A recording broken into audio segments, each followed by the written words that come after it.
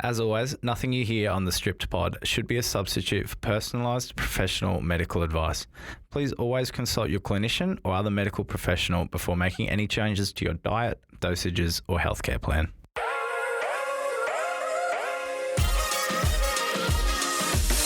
Hello and welcome to The Stripped Pod, your weekly diabetes fix where we strip back the stigma for real, honest conversations about diabetes beyond the numbers. I'm Ash, a passionate diabetes advocate and founder of Strip Supply.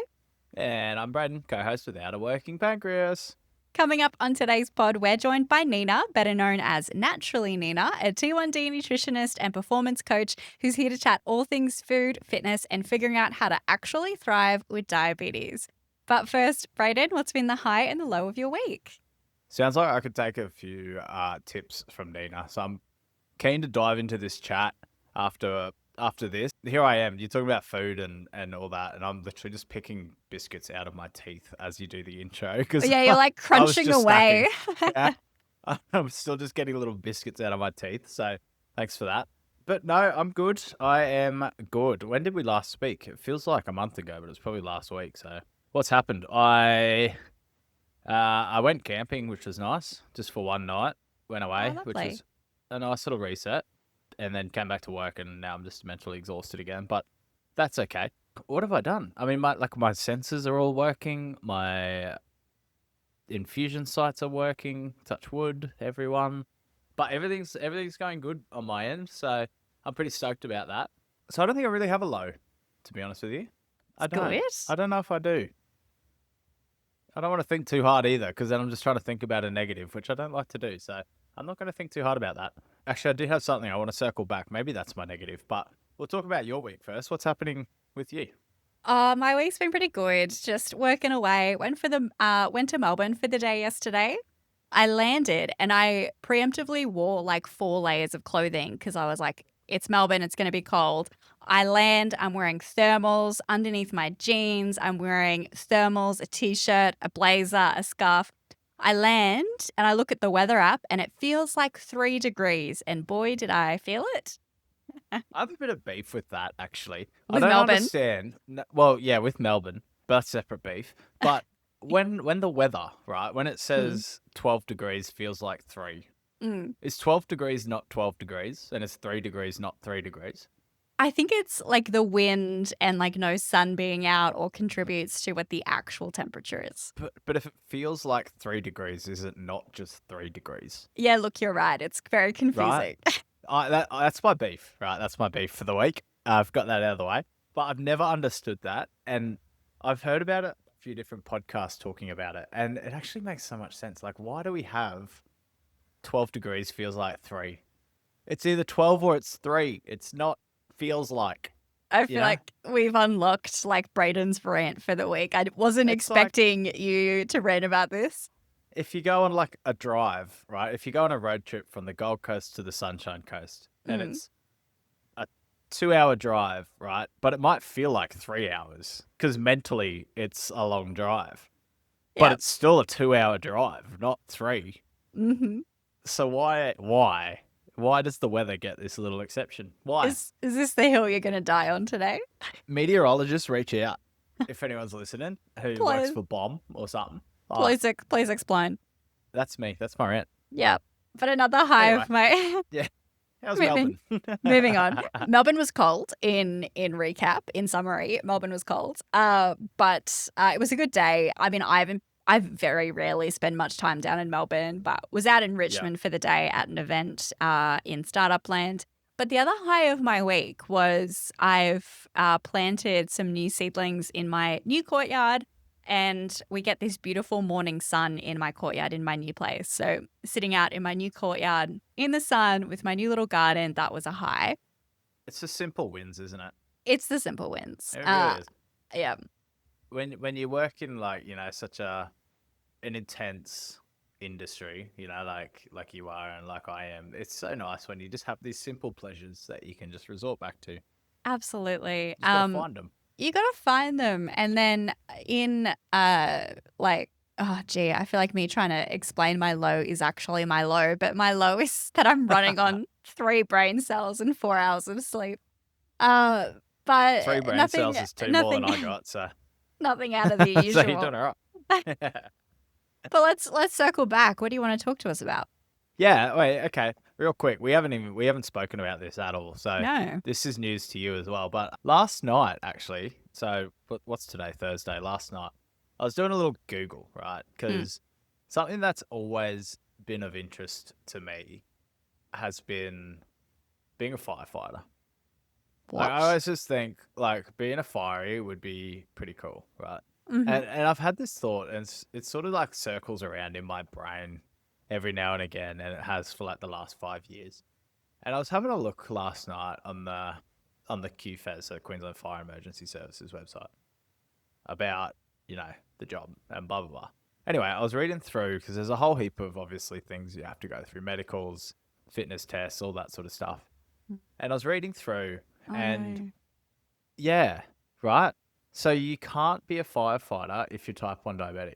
Oh no, Brayden. And I'm it's just a so blanket rule. sorry. Oh. Like, I mean, it's fine because chances are I probably wouldn't have done anything about it anyway. But like, I just read that and I said it to Emma at the time, and she was like, "That's kind of triggered me a little bit." And I was like, the more I thought about it, I was like, the more it sort of triggered me too, because type 1 diabetics, right? Obviously, it's so much easier just to say blanket no.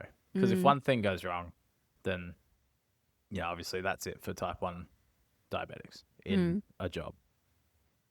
So it's really interesting, and to me personally, that feels like such an old school mode, like an old mm, school sort of thing, because like the tech that we have now and the resources that we have that would be able to keep us safe in a role like that mm, are so much better than they used to be. mm. And so that got me thinking, right? And I was sitting there just before we started recording, and I was like, what other jobs can't you do as a type 1 diabetic?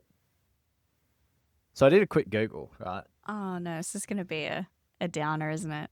Well, I mean, yes and no. Like, I can Mm. understand it, right? Because you are at so much more at risk of hypoglycemia. Hypoglycemia. I think I butchered that. Anyway, you know what I mean. Of going low We get or it. going high, not being able to focus, not being able to concentrate, being a liability, right? In a situation where, your life's on the line, other people's lives are on the line, obviously you got to be able to perform.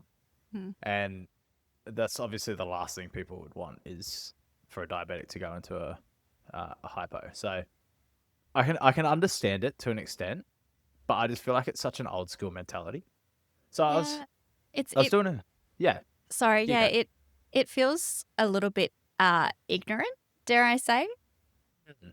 I think so, yeah, because it's a very like shut off way of thinking. Yeah. But Um, give us a list of what else did the Google search come up with? so I googled and then I conferred with old mate ChatGPT, my number one worker, Mm-hmm. and so obviously firefighter, police officers in certain units. Mm. So ones that involve firearms, high speed driving, or tactical units. So that's pretty much the whole police force. Yeah. Military roles, so the Army, Navy, or Air Force. Commercial pilots. So in many countries, strict medical certifications are required. Some places now allow pilots with well-controlled diabetes to fly under special conditions. So that's Mm, good. mm. A submarine crew, just in case. I was thinking about going on a sub. Becoming a subber. That'd be cool. Would be cool. But due to the remote and confined environment, access to regular insulin emergency care can be limited. Mm. Commercial drivers. Now, this is interesting. So, heavy vehicles and long distance buses. It says countries like the US, UK, and Australia allow some commercial driving under tight medical oversight. However, in some areas, insulin use may disqualify individuals from operating heavy or passenger carrying vehicles unless strict criteria are met. Air traffic controllers. There's one I never thought. No. Yeah, so it says medical clearance is required and diabetes may disqualify someone depending on how well it's managed. Police officers, firefighters, offshore oil rig workers. What? The risk associated with delayed access to medical care may make some employer hesitant, though this varies. And astronauts. So, just in Oh, case, I was thinking of going on the moon or going to Mars. Currently, space agencies like NASA do not accept individuals with type 1 diabetes due to extreme conditions and limited medical care in space, which obviously makes sense because, like, your insulin's probably going to explode or something up there. But Very interesting. I got on a train of thought and was like, what else can't diabetics do? And like positive Joe over here, diabetics can do everything, right? Mm-hmm. I can completely understand certain roles having hesitations. Obviously, you don't want a worker to have a hypo or to go high during a really high pressure situation. So I can understand that, but it kind of just threw me a little bit. I think because I don't know. I think just because I've always been able to do anything, right? Mm. And I see myself as someone who can do anything. I've run half marathons, obviously some terribly, but we've got marathon runners out there, who are able to do that, and that's such a high stakes environment. So yeah, anyway, that was just a really interesting thought that I had. So there you Well, go. because you have the mentality that you truly can do anything with diabetes, which Yeah, I think is true. But you've probably never considered the limitations that other people would put on you because of the condition that you have, yeah, which is really disappointing. yeah. Yeah, I can understand it, right? I can understand some of them, but I just think, in today's age with the technology that we have, and like you wouldn't put yourself in a high stake situation without exactly knowing what's going on. I think a lot of it has to come back to the individual and putting, the onus back on yourself to say like, okay, I am fit for this. I'm fine. But yeah, just a really interesting topic that I thought might be nice to touch on, Hmm. um, given, you know, the positive nature of this podcast. Exactly. Well, I mean, it's disappointing that if you wanted to be a Ferrari, unfortunately, you may not be able to, despite the fact that you do have all this incredible tech keeping your levels in range the majority of the time. But I don't know, maybe hopefully one day that's something we can change. Maybe, yeah, hopefully. Actually, I'd love to know from anyone who's listening who's in a really niche role or a Mm, high pressure environment. Reach out because I'd love to hear, what you do and how you do it. yeah. I think it'd be a really interesting topic. So if anyone's in, a situation or an occupation where, there's a lot on the line, I guess, like a high pressure stakes environment, just, Mm. yeah, reach out. Let us Yeah, know. and if you've experienced any challenges that other people have placed on you because of their misunderstanding of diabetes, or maybe they don't have the full story, Mm, that would be super interesting to hear about as well, how you've had to overcome other people's stigmas around diabetes. 100%. Yeah, reach Mm. out. Let us know. Let us know, but that is a good balance out for today's guest that we have on because Nina is extremely bubbly and positive. Yep. Very similar to your kind of mindset about diabetes. So, Yep. without further ado, we might jump into that interview. Let's go. All right, let's dive into today's episode. And today we're joined by the incredible Nina, or also known as Naturally Nina, a fellow Type 1 accredited nutritionist and performance coach. She's built a powerhouse platform supporting people to thrive with diabetes as someone who truly gets it, which we love. So, from blood sugars to barbells and everything in between, Nina knows her stuff, and we're so pumped, pardon the pun, to have her on the pod. Welcome, Nina. Thanks so much for joining us today. Thanks so much for having me. I am a big fan and listener of the pod, so I'm really excited Oh, to be. great. That's always good to hear. We love that. But thanks for joining us. And obviously you're tuning in all the way from the west coast of Australia. So appreciate you jumping in with the time differences and stuff like Mhm. that. But do you want to dive in? We'll talk about you as a diabetic and as a person first before we dive into your life as a nutritionist. Do you want to tell us a bit about your diagnosis journey? Yeah. So I have been type 1 for over 18 years now. I was diagnosed when I was 9.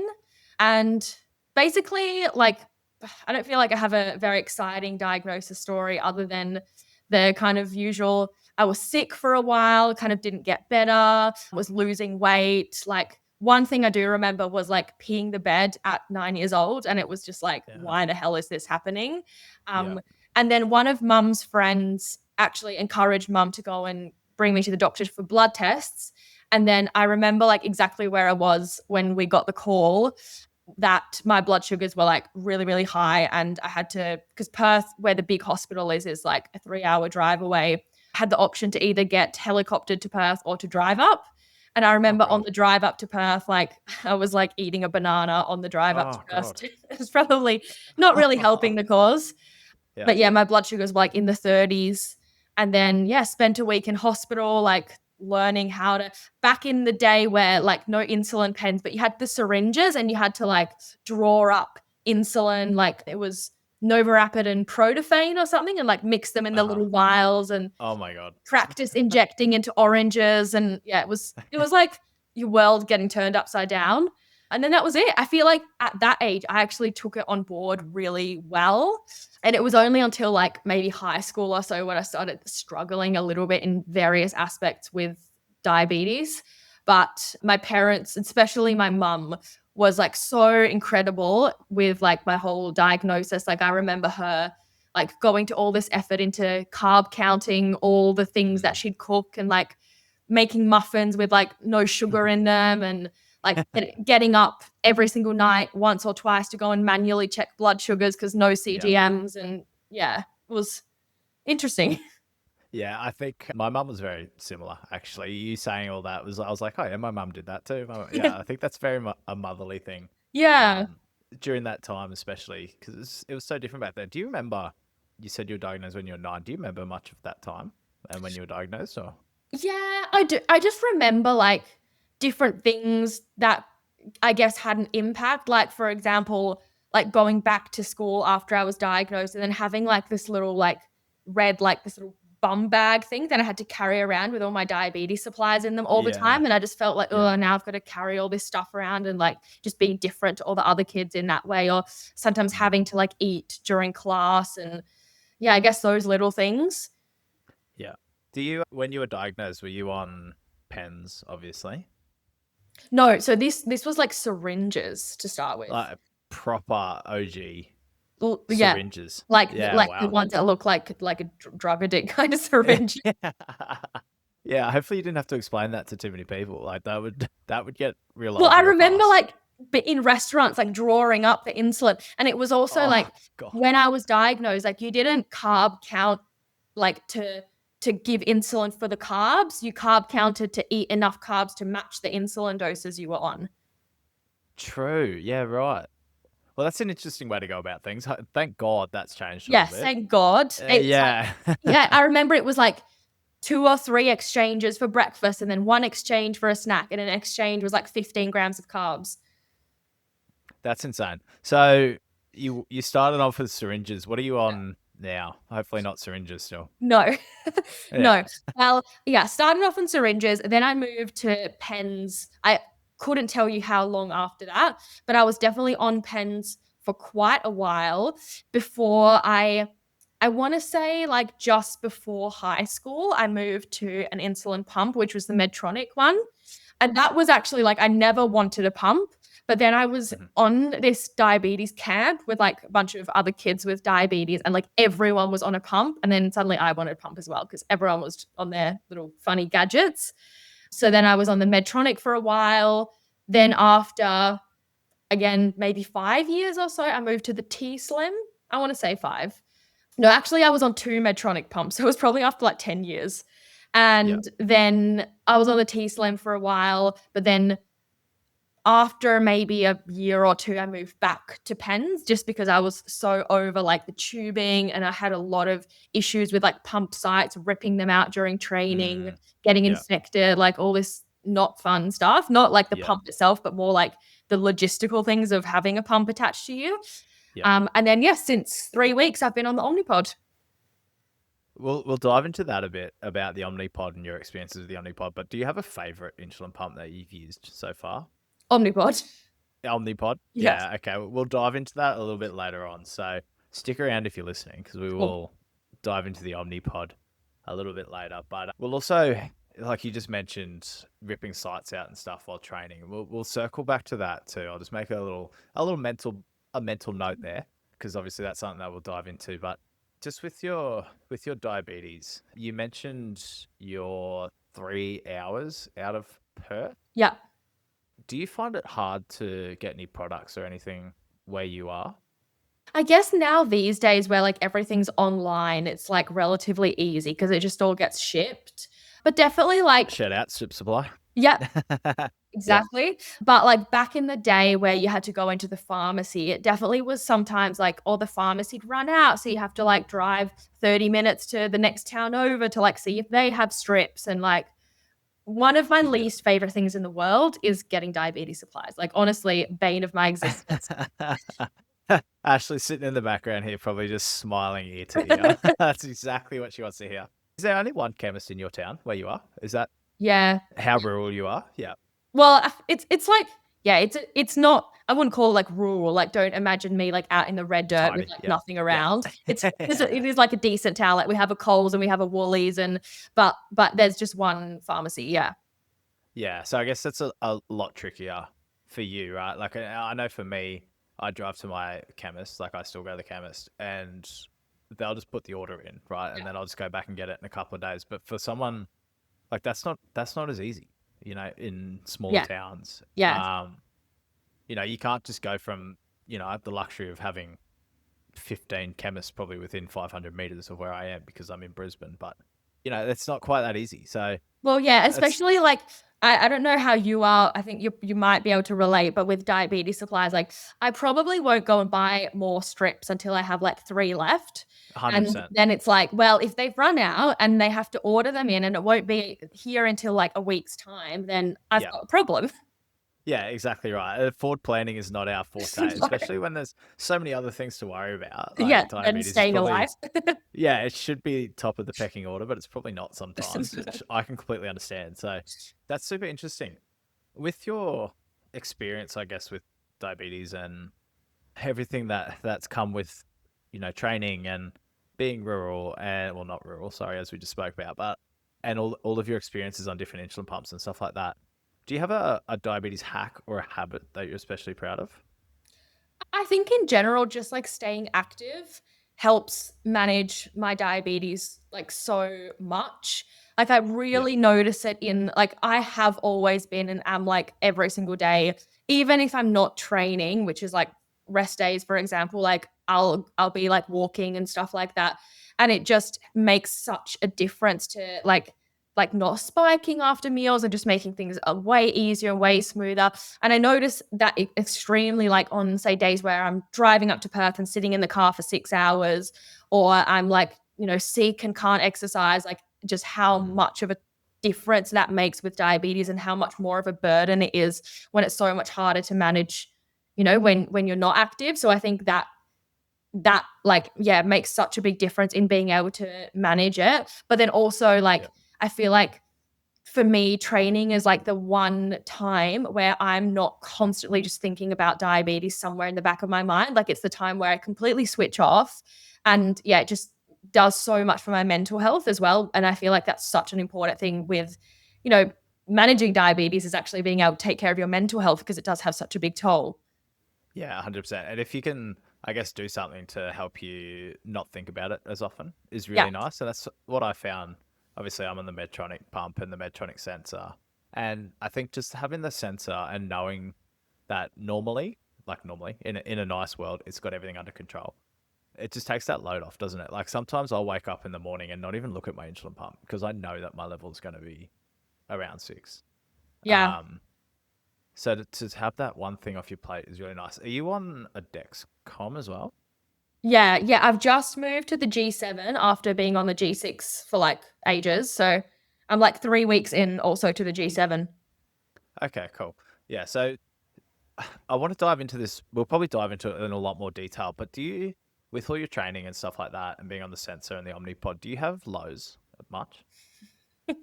All the time. Yeah, here we go. Yes. So I think I'm a little bit of an outlier in my like ratio of highs to lows to most diabetics. So I know like the standard is most people have like a lot more highs than they'd like. I'm the opposite. I'm not high often, but I am low a lot. And it's a lot like that's kind of the thing that I struggle with is like the amount of lows that I have. But it has gotten a lot better, especially on the Omnipod now. Do you think that gives you a lot more freedom and a lot more flexibility being on the Omnipod? It just like the lows are just such a draining thing, like and just like not having that like it just takes such a toll. Like even how like when you're low and then like being unproductive for like 30 to 40 minutes of the day just because you're waiting to actually feel human again, like it Yeah. definitely Yeah. takes such a big toll. So yeah, that being reduced, like I had times in my life where my like time in range would be like 40% low, like really bad. And like now with the Omnipod, like it has gotten better, but with the Omnipod, I've been able to get it down from like 20% to like 10%, which for me is like a massive achievement. Yeah.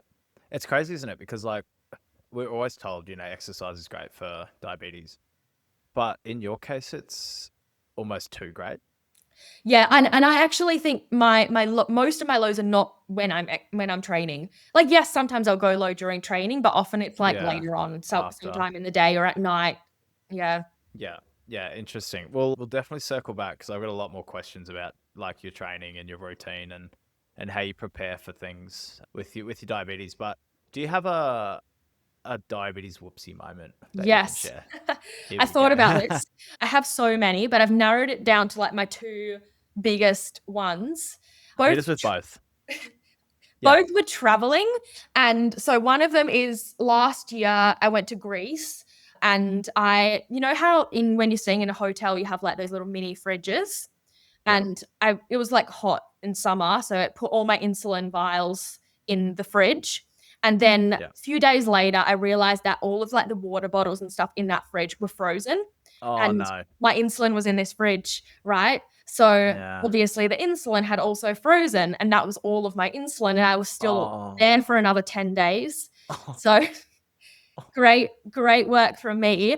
And I think like I was just so like anxious and overwhelmed about it that I was just in complete denial mode and just pretended like everything is fine. And I just kept using the insulin. And thankfully it worked fine. So like it Oh, good. actually didn't turn into a disaster, but my insulin froze and I kept using it. So probably don't Yeah. do this. But I just like if it had stopped working, I have no idea what I would have done. I mean, I guess like somehow gotten a script and gone to the pharmacy. I don't know. But yeah, that was really scary. Yeah. And then my other one was also traveling, but it was luckily on the way home from a Bali trip. I had like ran out of Dex. Well, actually, probably another whoopsie is I didn't order a Dexcom in time. So I didn't have a Dexcom to go on holiday with. So I was back on finger pricks for the entire trip, which Yeah. sucked in itself. Yeah. But you know the little contour meter, how it has those little tubs of strips? Yeah. So I had like brought enough strips for the trip, but I had like emptied one of the tubs and then I got the new tub of strips out and I thought I put the full tub of strips in my case and chucked the old one out. But I actually later on at the airport realized I'd done the opposite. I'd Oh put no. the empty one back in my case and chucked the full one out. So Oh. I was like, I didn't have a Dexcom, didn't have any strips, had no way of checking my blood sugar. And luckily, the flight from Bali is only like 3 hours and then some time at the airport. So it was like about 5 hours total that I couldn't, like, had no idea what my blood sugar was. But for me, like, as someone who, like, otherwise always knows what your blood sugar is doing or you can check on it or whatever, that was like the most anxiety provoking thing ever. Just like feeling like I'm walking around blind right now. They're honestly two of the most terrifying situations to be in. Yeah. Especially when you're overseas as well, right? Yeah. Like, Well, thank God it was like on the way home and wasn't like Yeah. at some stage during the trip and I just like thrown everything out. but I can imagine like the one in Greece with your insulin freezing. Like I can actually feel that, like the heart in the mouth situation. Like you'd Yeah. almost want to be sick. Yeah. Just think like that. God, there's so many learnings from travel, isn't there? And that's one thing, if anyone's gonna take anything away from listening to this, if nothing else, like just always know with those like fridges overseas. Yeah. Just always check it. Be first. careful. Yeah. Yeah. Oh, that's honestly that's terrifying. I feel sick for you just thinking about that, to be honest. Like Yeah, I think that's all why I was places. like in such a denial mode because I was like, oh my God, I don't know how to cope right now. Yeah, that's one of those situations where you're like, just please work. This has to work. Mhm. I don't know if you heard the episode. It was a while ago, but when I was in Singapore last year, Yeah. yeah, and I put my insulin in my checked-in bag, Mhm. and so then I had to run around Singapore trying to find, an insulin vial, which was such an important learning for me because it was such a terrifying situation. Yeah, that would have And been like, so stressful. it's just so lucky that the person I spoke to, spoke good English and Hmm. was really willing to help. Like, it could have been anyone. They could have just said no. But like, I think about that in Greece. Like, Yeah. were you And in it one of was the like a islands as small well? island in Greece as Yeah. well. And like, I don't think there was Yeah. even a pharmacy there. So I have no idea how we've gotten into. That is so lucky. That is so lucky. Ah, God. So we'll move away from all that. That's too much to even think It's about. too much stress. Yeah, too much stress. What do you think that, well, actually, this is sort of also stressful, but what do you think the hardest part is about diabetes, or an area that you struggle with? Is it the lows? I just think it's the constant thing that you have to think about and pay attention to. And like you Yeah. always have to be planning ahead of time. You always Yeah. have to like know what's happening. Like you can't like it's I'm not going to say you can't, but it's so hard to have like last minute changes.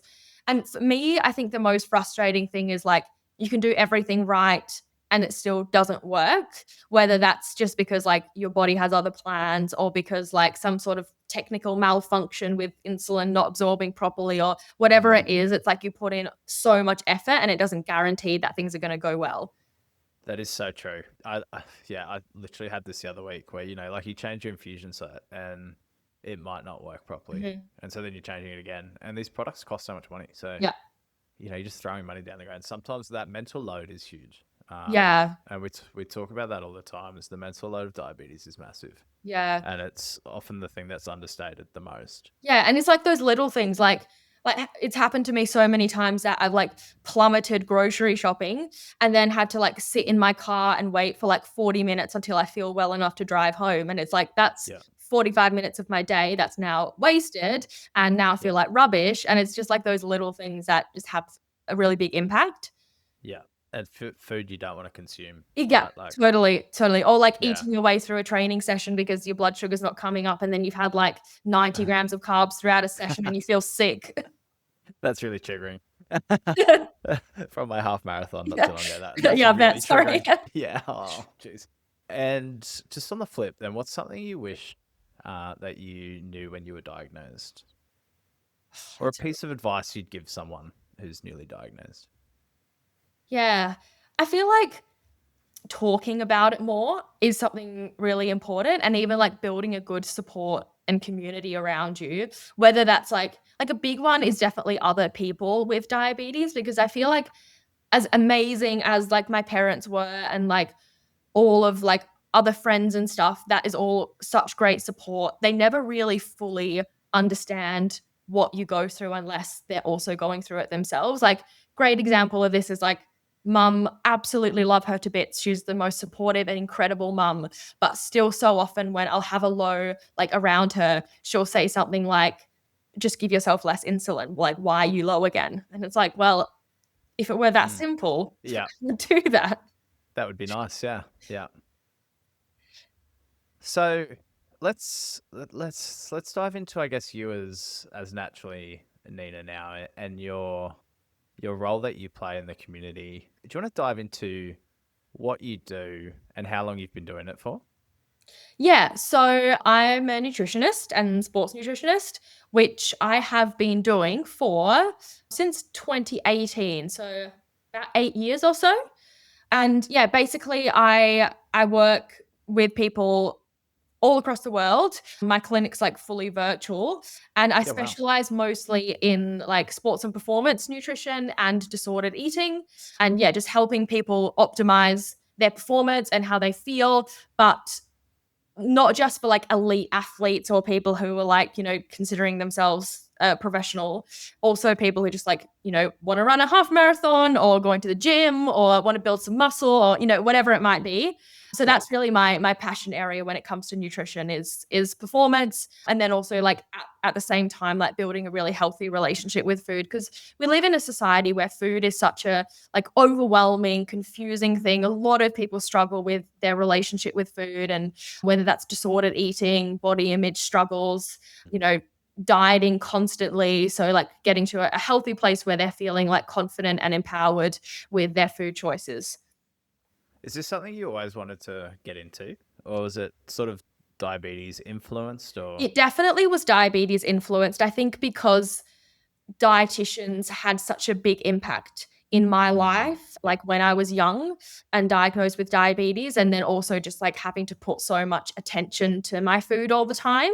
And then I did struggle with an eating disorder throughout my teens for like over a decade, where I was in and out of hospital, and that played such a huge role in my life. And yeah, being able to come out the other side of that just gave me this whole other appreciation for food, and yeah, kind of having that different mindset around it and how much that then impacts your life and your mental health as well. Yeah. All the clients that you work with, are they all type 1 diabetic? Oh, Or? no. I'd No, say a everyone. very, very, very small percentage. Okay. And does your, I guess, approach, does it change from diabetic to non-diabetic, or? I'd say so. I'm not qualified to treat diabetes or anything like that, but like as a diabetic myself, like having Yeah. having to manage nutrition around diabetes and training around diabetes, of course I'm going to help and give like suggestions and advice around that. So it's more just like with having diabetes in the picture, like nutrition isn't as kind of simple as it is for a person who doesn't have diabetes. Because, like, for example, when it comes to pre-training nutrition, it's not just about fueling the session energy wise. It's also about like how we're going to make sure that we don't go low, how we're going to manage blood sugars, like, and all of these different things that come into play as well. Can we dive into that a little bit more? I really wanted to chat about this is, how do you approach obviously fueling versus not overdoing it? And obviously, like the struggles with having insulin on board pre-exercise. Yeah. How do you manage that? How do you juggle that? Yeah. Really annoying answer, but like trial and error is Yeah. such an important thing, especially because like there's obviously things where we expect to happen, but there's also so many variables and then also like individual factors that come into play that it's not necessarily going to be exactly like that.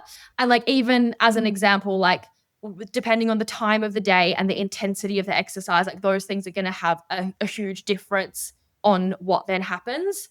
Like, even as an example, to put this kind of into practice, like if I do a CrossFit session first thing in the morning at like 7 a.m., when I have my pre-training snack, I have to pretty much give the full amount of insulin that I would otherwise give for that. But if I do the same session in the afternoon, like say 3 or 4 or 5 p.m., I will have that snack with 0 insulin. And if I give insulin for it, I will crash. So like just the fact that it's a different time of the day, I can be eating the exact same thing, but it makes a massive difference on how I need to dose for it. Is that right? So in the morning, you will dose for the full amount that you would normally dose for Yeah. pre-workout session. Yeah. Again, like depends what I'm doing. So if I were to, let's say, go for a swim or a run, which isn't what I do every day, but like let's say I was, then I would give a lot less insulin for that. But if I do a CrossFit session, which usually starts with like 90 minutes or so of like pure like strength training, Olympic lifting, where like I'm not doing like extended sort of cardio, then I need the full amount of insulin. I think it's also because of the type of training. It's more like pushes your blood sugars up because it's very like adrenaline sort of spiking. Isn't that so fascinating that so many different types of exercise have obviously different Yeah, effects on totally. diabetes? It's so fascinating. So say you're doing a cardio session first thing in the morning, you would not dose? No, I still Is that correct? dose. Yeah, I But still not as dose a little much. bit. So generally, like what I found works for me is I'll have probably about anywhere from 40 to 50 grams of carbs before exercise, which is usually either like some crumpets or I'll do like some wheat bix with a bit of peanut butter or something like that. And if I was doing a cardio session, I'd probably give a quarter of the dose or maybe half, depending on what my starting blood sugar is, but not more than that. But then I do find that as soon as I stop the session, like stop exercising, I kind of need to give what I didn't give earlier to like make up for it, or I'll spike. Yeah, 100%. That's so interesting. And like, I know, like from me personally, and I don't know if, like I'm 100 kilos, right? And 6 foot tall. So I don't know if that has any effect on it. But like when I go for a run in the morning, I'll obviously have a lot of carbs, probably about like what you said, 40, 50, just to make sure that my blood sugar level's high, but I won't dose for it. And so I'll go up and then I'll reduce my basal as well. So I won't be getting insulin for a while, but I know that like during my run, especially if I'm doing 10Ks, 15Ks, whatever it might be, I'll start dropping Mm-hmm. towards the back end Mm-hmm. from exertion. So it's so interesting that, different people's management styles is so different. And actually, I had someone reach out to me the other week. It was like, oh, I'm thinking of doing a half marathon. What's some advice? And I just said literally what you said, trial and error is your best friend. Mm-hmm. Different times of the day, different food. Just try it and see what happens. And you're going to have to repeat and do the same thing multiple times, and you might have multiple outcomes. You don't know, but you have Yeah. to trial and error. And it's so fascinating, isn't it? There's no one size fits all. There's no rule book. Yeah. It really is what works for your body. Yeah. Yeah. It really is. And there's like guaranteed to be times where like something goes wrong, like you either go high or you go low. And I think like something really important is that we don't let that stop us from trying, and that we just like go in knowing that like I could go low, but I've got my jelly beans or glucose or whatever here, like in case that happens. And yes, it sucks, but I can handle it. Yeah. And have you done like high rocks or CrossFit competitions before? Yeah, I have done, so I used to be a competitive swimmer, so I've done a bunch of swim meets. I've done a bunch of like open water swims, like 3 or 4K open water swims, which are the hardest to manage out of all things blood sugar wise, because you're like Yeah. swimming for over an hour and have no way of knowing what your blood sugars are, and you're out Yeah. in water. And Yeah. I've done a bunch of CrossFit and weightlifting comps as well. Yeah. And do you find that your preparation for those comps, say like you'll do the same thing during the week, but if you're doing a comp on the weekend, is your preparation the same, or is it slightly different knowing that it might be a little bit more intense? Like leading into the day. Yeah. So like in the morning of, like, you wake up for your CrossFit competition, Yeah. are you giving yourself extra food, less insulin, or what's your prep like compared to like a normal weekday where Yeah. you're training? Yeah. I like, obviously I eat a little bit differently just because it's like a comp day. You want to make sure you've got enough energy. So you're like Yeah. fueling yourself properly, but also you don't want to feel full and feel sick. So I'll probably be eating a little bit more like carb focused, but less maybe veggies, less like fiber, less fats. So that's one thing. And then like, for example, for a CrossFit comp, usually you have like multiple events across the day that range Yeah. from a few minutes to like 20 minutes or so. And then usually about an hour or two in between those events. So you're kind of like snacking throughout the day rather than having like proper meals. But I do find whether it's whatever comp it is, like the nerves, like always will most likely push my blood sugars up to sit. Like with trial and error, I've kind of gotten it to the point where I usually don't go over 9 or 10, which Wow. is kind of, otherwise I feel so not great. But Yeah. definitely like for example, the Busset and Jetty swim, which I do almost every year, which is a 3.6K ocean swim. Like Wow. pretty much guaranteed I'm going to end up really high because I'm just so scared of going low. I don't want any insulin on board. Like this year, for example, I had like, I think I was starting a little bit higher already, and then I made the mistake of giving myself some insulin because I just rage bolused. It wasn't a crazy amount, but then Yep. like just before I was about meant to start the swim, I started crashing, and my blood sugar was like 5, and I was like, cool, I'm about to like do this massive Oh swim. God. And then Yeah. I had like, I think I had about 90 grams of carbs, like gels and like Yeah. all this, Yeah. everything I had on me. And then the start time ended up getting pushed an hour back to when I was meant to Oh. start. So then my blood sugar was like, I don't know, high, like 15 or something by the time I actually got in the water. And I think it was still 15 when I got out. So that was like a massive write-off. Oh my God. Look, not the worst outcome. At least you stayed at At least I 15, didn't die. like Like the previous year, I got hypothermia, ended up in the ER. really. How did you go? I feel like we could unpack that a lot too with the diabetes side of things. How did you go, like being in hospital with diabetes and hypothermia? Is there anything you had to think about differently? I wouldn't even know where to start. Like it was honestly the most terrifying experience of my life. Like I like came out of the water, and like this guy just came up to, and he was like, "You are not okay," and just like brought me over to the paramedics. And then I just like remember like being put on like an oxygen mask and having this like heat thing thrown around me, and I just like was like trying to fight to stay conscious. And then like everyone thought it was my blood sugars, but they kept checking and they were like a 9 or 10. So they were fine, like even a bit too high. But it was definitely like blood sugars. I don't think they played a role in that at all. Yeah. So when you're doing comps and all this sort of stuff, you manage to keep your blood sugars around 9, 10 in between. Yeah, like CrossFit comps, I'd say usually at the start of the day, they're probably more like sitting around like somewhere between 7 and 10. And I try to keep them above 5. Yeah. Because Yeah. usually by like the end, maybe the last event or so, there's probably like they start to crash because my adrenaline's like starting to wear off back towards the end of the comp. And then sometimes I'll be like watching that I'm not dropping too much, because obviously the worst thing that could happen is I'd rather be high for a comp day than go low, because you're just useless when you're low. Yeah. Yeah. 100%. So we'll just circle back to like you were talking about how you'll have like, a session, a break for an hour or two, Yeah. another session. How do you manage that in between part? Are you focused on your levels then? Okay, like, this is where I'm at now. Try and get it back down to a stable 6, 7, and then sort of go again, or? Yeah, usually, because like, yeah, so usually when I finish a workout or an event at the comp, I'll like check what my blood sugars are. Most of the time it'll be somewhere between like 7 and 10 from experience. So usually I'll like give myself insulin for whatever I want to eat straight after the event. And then I'll usually like still do my pre-bolusing and stuff. So I'll like wait for like 15 minutes or whatever.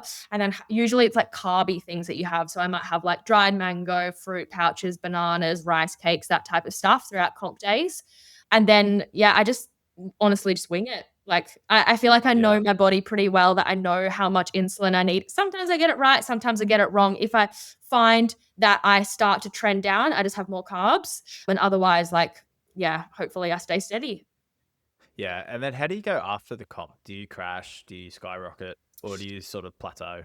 Yeah, I find most of the time I will crash like on the way home from a comp, just because like usually I've had to give a lot more insulin than I would typically give, because that adrenaline has like just made me way more insulin resistant. And then once the comp's over, it kind of just like hits me and I crash a little bit, and I'll just have a bunch more food and then I'll be okay. Yeah. That makes sense. Do you, I guess, if someone's looking to get into this sort of thing, be a half marathon, be CrossFit comps, that sort of thing, would your advice be trial and error? Just make sure that you prepare and try it. Yeah. I think that's what it's all about. And like CrossFit is a very challenging sport in itself for diabetes, because like it's so varied. Like even like depending on the day, like what I do training wise varies so much. Like it could be like the conditioning part of a workout could be like 6 minutes worth, or it could be like 40 minutes worth. And like that has obviously quite a different impact on blood sugar levels. And like sometimes I will do my second session of the day at like midday, because that's the only time I can fit it in. And other times it'll be like 3 or 4 p.m. And then again, depending on if that's a 15-minute session or if it's like a 40-minute workout, like that's going to have a massive impact on my blood sugars. And sometimes I forget that when I'm like dosing for my dinner and I don't make adjustments, and then I'm low like half the night. And it is what it is. It comes with the territory. Kudos to you, to be honest, because it is a lot. And, for someone who's just starting out, it would be easy to just say, nah, too hard basket. I, like on one hand, I get it. But on the other hand, like this is what gives my life like joy and meaning.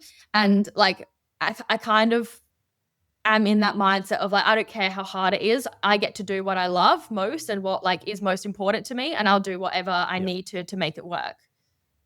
Yeah, I think, full credit to you. That's an amazing mindset to have. I think if anyone's listening who is trying to just start out, right? Like just start out running, start out at the gym, anything like that. I think the best advice, trial and error, right? Yeah.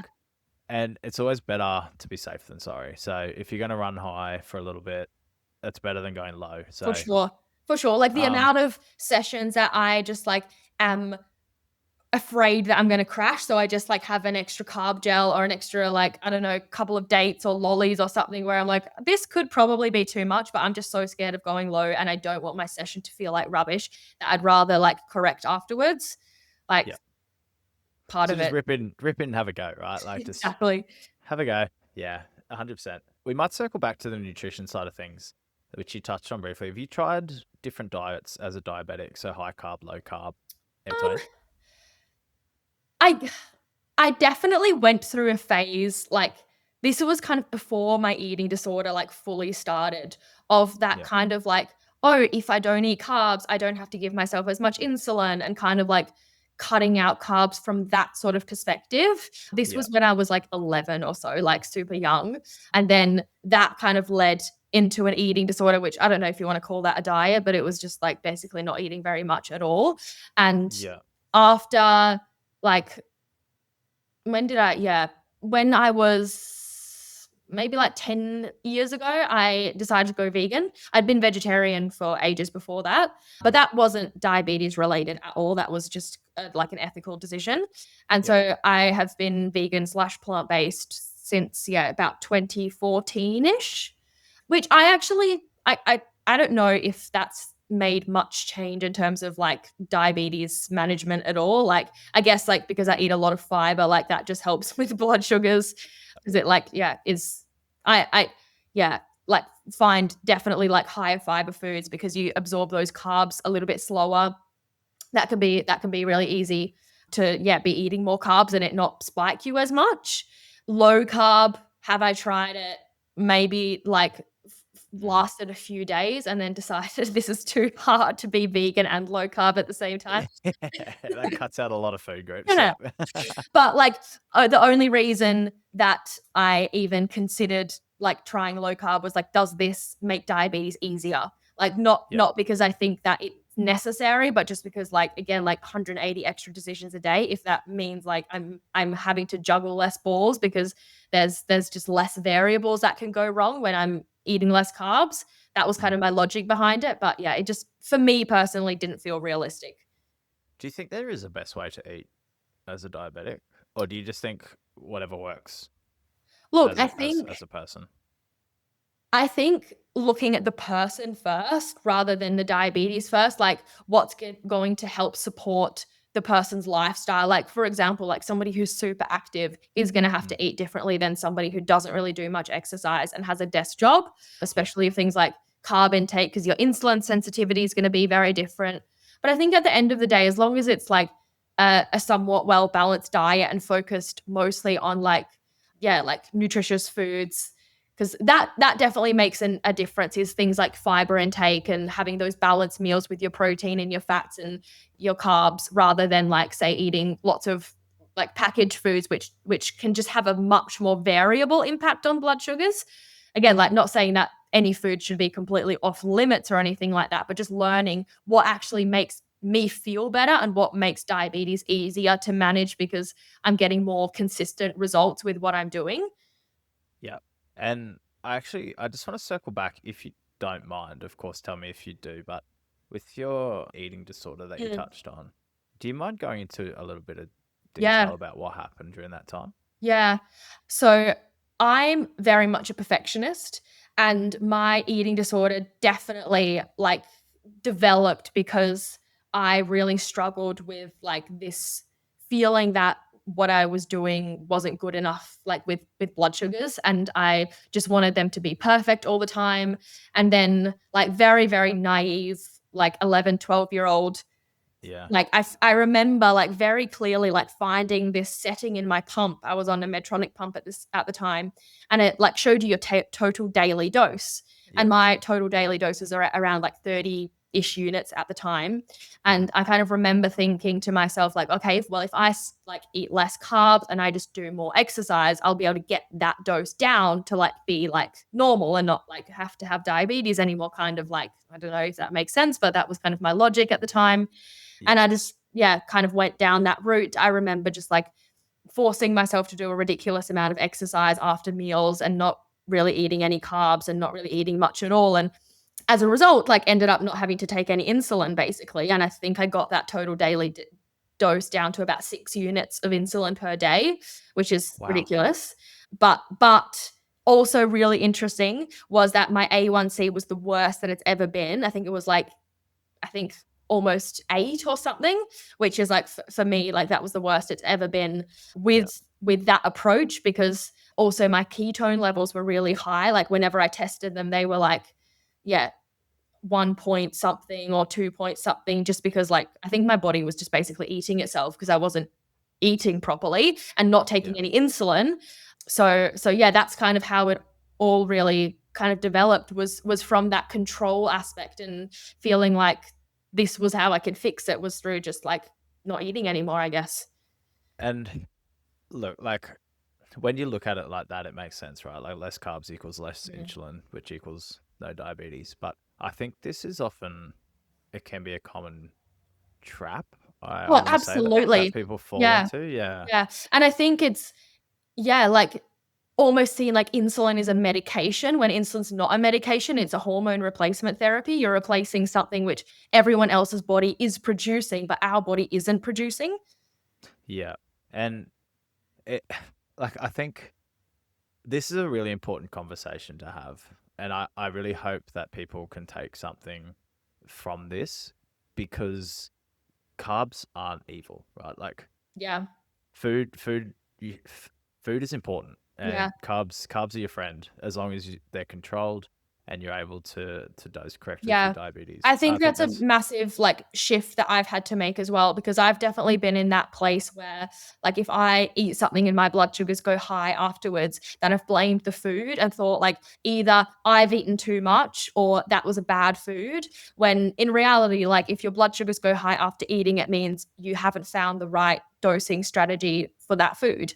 And like, yes, sometimes that's really hard and really inconvenient, but it doesn't mean that the food or you are the problem. It just means we have a little bit of, back to our old friend, trial and error to do to get it right. Yeah, and there's different types of carbs too, right? Like you've got Totally. what's that, long Long lasting, I acting. suppose. Long Yeah. acting. Yeah, there we go. Yeah, here I am trying to be a nutritionist. So it's important to know the difference between the two, right? Yeah, exactly. Especially like, Yeah. how to dose for them. Like if we're eating something that's going to be digested and absorbed quickly, we're probably going to need to pre-bolus more, versus if something is quite slow digesting, like maybe you're eating a bowl of like lentils and vegetables or something, then we might not do a pre-bolus, or like have a bit of a different strategy around that. Yeah. Before we dive into, I guess, some community questions, a bit of rapid fire for a bit of fun to finish off with, is there any advice that you'd give anyone who's going through any nutrition concerns or anything like that? I guess that's a really vague question, because it kind of Yeah, depends. sorry, that was what, terrible. What I really framed that terribly. Do you have any advice for diabetics in terms of nutrition and, the best way to consume carbs and insulin, and how to make them sort of work in your favor? Yeah. Yeah. I think, I guess, like, again, like back to that trial and error thing, like it's such an important one with food as well. Like if, for example, like you're always finding, let's just say you always go high after breakfast, like start problem solving on what you could do to reduce that. Like, is it changing the insulin strategy, for example, like adding a pre-bolus or something like that? Is it like adding a little bit of movement after breakfast? Is it potentially like adding some extra like healthy fats or some protein or some like fiber, like, I don't know, some chia seeds or some yogurt or some nut butter to the breakfast to make it absorb a little bit more slowly and match the insulin better? So it's like taking that little, changing one thing at a time so we know what's making the difference, and just tweaking things, rather than feeling frustrated about it, because I know it can be so frustrating when you just feel like, oh, my blood sugars never listen or never behave. Yeah, there's so much to think about, so much to take in. I think from the chat that we've just had for the last 30 minutes, there's a lot of points, and if you've got any questions, I think like go back through the episode. Obviously there's a lot of answers, but we'll dive into some community questions. And I did say that we'd circle back to the Omnipod. So let's dive into that. How you find the Omnipod so far? Okay, I'm going to be super transparent. My Open floor. My first 2 weeks were an absolute nightmare. Like, honestly, I was at breaking point. I was having like multiple mental breakdowns every single day. It was really bad.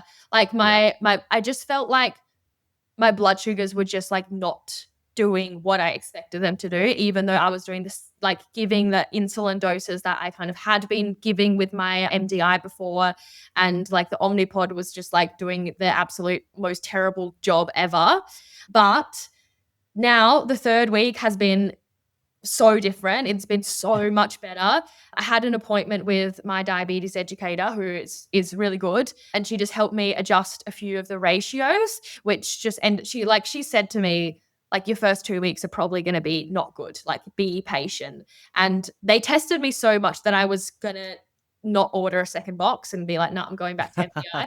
But now I'm really glad that I ended up ordering the second box, because yeah, it has been so much better now. Yeah, I'm not like, I was getting like crazy big high spikes, like going up to like 15 or something every morning, which is like very, very unusual and unlike me. And I just could not bring it down. But now that's not happening anymore. And now things are a lot smoother. And I'm actually like having nights where I'm not having to like go and correct or like do anything, which on MDI, I always had to give myself insulin during the night to like kind of counteract the food that was still digesting, like the protein or whatever that was digesting like at 3 a.m. or something. But the Omnipod covers that all beautifully. So it's actually amazing now. What changed between the second week and the third week? I think it's just a few of the rates and sensitivity factors and things that we changed, especially in that morning period. So that made a difference. And then, so apparently it has like an AI that learns over time as well. So the other pumps, True. they have an Wow. algorithm, but they don't have AI. But the Omnipod has this AI thing. So apparently it just takes a few pods for it to kind of get to learn you, which this is beyond Right. my understanding. So I'm just kind of telling you what I've been told. Yeah. But, if it works, we'll stick with it. Yeah, 100%, right? Like, don't complicate something if it's working. I'm all for that, 100%. That's why I've had the Medtronic pump for like 8 years. So, Yep. like, yeah, 100%. Another one, do you have daily struggles with type 1 diabetes? And if so, what are they? I have all of them. Yeah. Great answer. Yes, I do. Like, but my biggest frustration is just like the things that I don't predict. Like, for example, the random spike that I didn't expect, where I did the exact same thing and gave the exact same amount of insulin. That's super annoying. Or any crashes any time of the day is super annoying. One of my biggest pet hates is when you brush your teeth just before you go to bed, and then you get the Dexcom alarm that you're low, and then you have to go and have something and then brush your teeth again. Hate it. So yeah, I definitely have a lot of daily challenges, or even like lows during training. They're probably ones that suck the most. Yeah. And I've got one as well, actually, that I'm going to throw in here. What are your go-to meals for breakfast, lunch, and dinner? Obviously, we spoke a lot about nutrition and food. Yeah. So what are your go-to meals? Breakfast pretty much always is like some kind of like overnight oat or like porridge, yogurt, bowl fruit thing with like usually put like nut butter and some protein powder in there as well. And then for lunches and dinners, kind of interchangeable, I'll do like just like veggie tofu rice bowls, sushi bowls, burrito bowls, anything up in a bowl. I like veggie pasta dishes or wraps. Big fan of wraps as well. Again, just like with like some air fried tofu, veggies, that type of thing.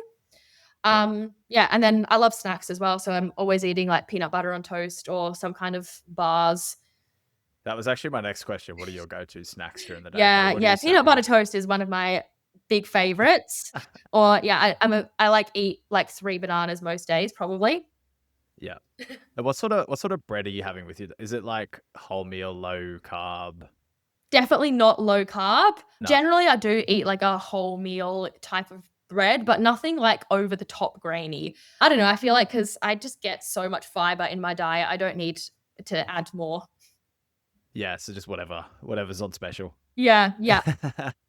Let's fire some rapid fire questions at you. So the first thing that pops into your head is what we want to hear. What's your go-to hypo treatment?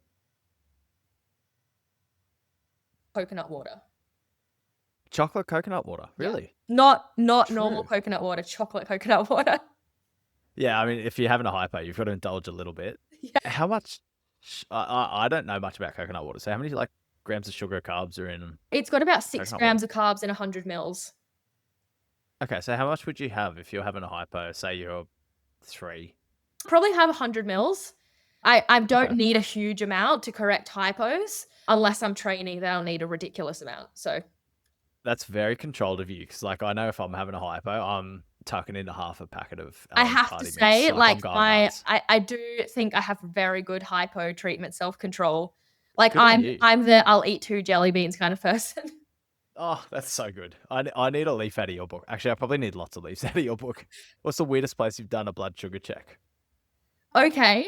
Maybe not weird, but inconvenient, definitely. Because I'm from Switzerland, we sometimes go back in winter as well. And blood sugar checks skiing, where your hands are frozen, they don't work. The finger prick doesn't work because your hand, there's no blood supply.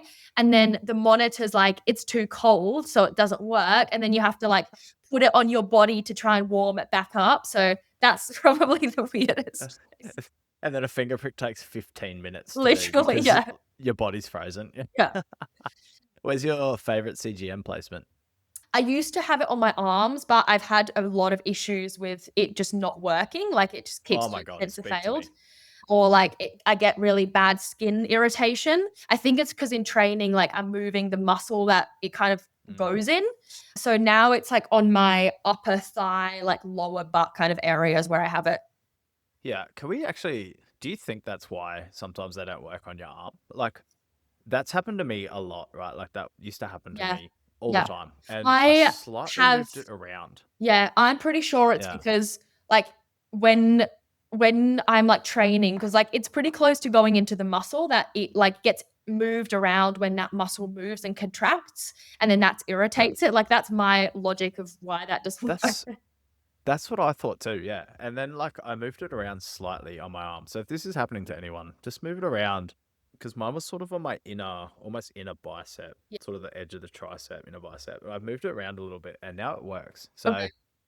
that's my logic too, is just moving the muscle too much. Yeah. Yeah. I So feel we'll go like with that. they do best in places where you've got like a little bit of like kind of soft tissue, like not muscle, like fatty tissue or something. So I feel like, Yeah. yeah, they're like on my kind of lower butt, upper thigh area, it sits well. The only annoying thing is like on whatever side it is, if I like lay on that side, then I get the Yeah. compression lows, which also hate. Is it on the outside of your leg or is it like Yeah, it's behind? So kind like of, if you're sitting down, are you sitting on it or is no, it it's kind of more on the side. okay? Yeah. Yeah. Yeah, because I've always thought Also, about like that too. having like running out of real estate is an actual issue. It's something we really have to think about, isn't it? Yeah. It's actually a pain, a literal pain in the butt. What is one food you'll never give up, no matter the spike? No matter what it does to you, what's something you'll never give up? I'm sensing probably peanut butter toast or bananas.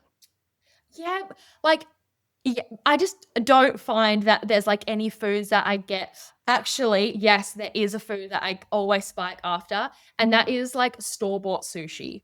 Because I Oh yeah, yeah. swear they must like put like, I don't know, sugar and stuff in the rice.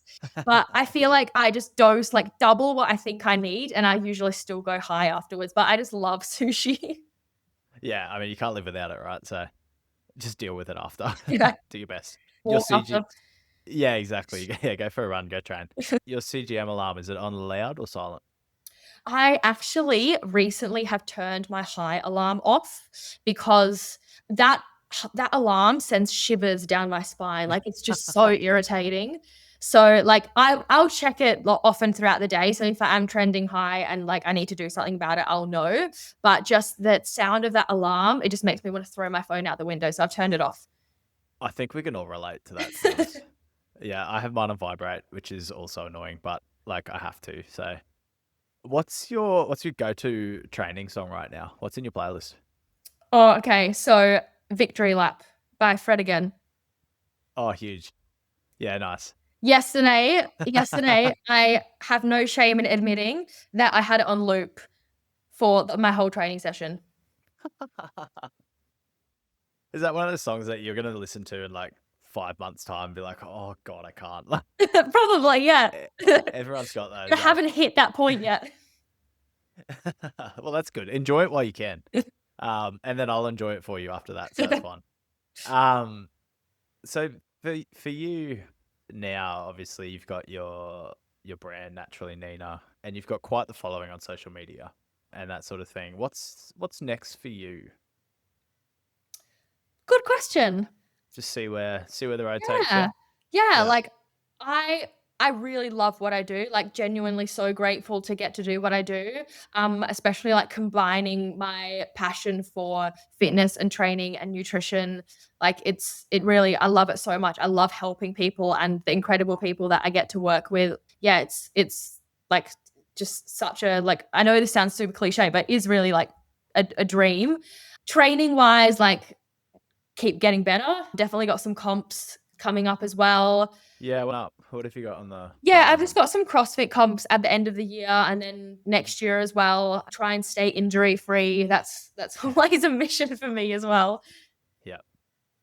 Yeah, brilliant. Well, I guess everyone listening, obviously, be sure to follow along on the socials. Do you want to give it a quick plug before we finish up? Give your socials Yeah, and your I'm only really active on Instagram, not a TikTok person.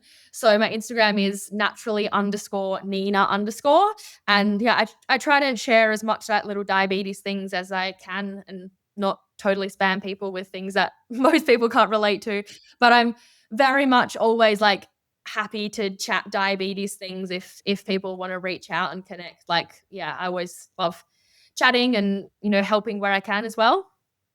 Yeah, brilliant. Well, thanks so much for jumping on, taking the time, and for all of your insight as well, all of your knowledge. It's been so great to pick your brain, like I know for me personally. So, hopefully everyone out there can take a lot from it. And also just thanks for being so open with the community and, inviting people to come and chat to you and engaging in that manner.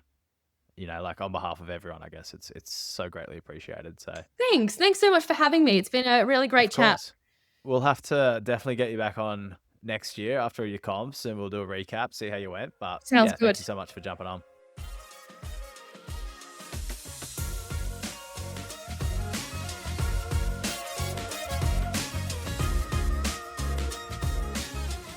Strip Supply acknowledges the traditional owners of the land we have recorded this podcast on. We pay our respects to their elders, past, present, and emerging.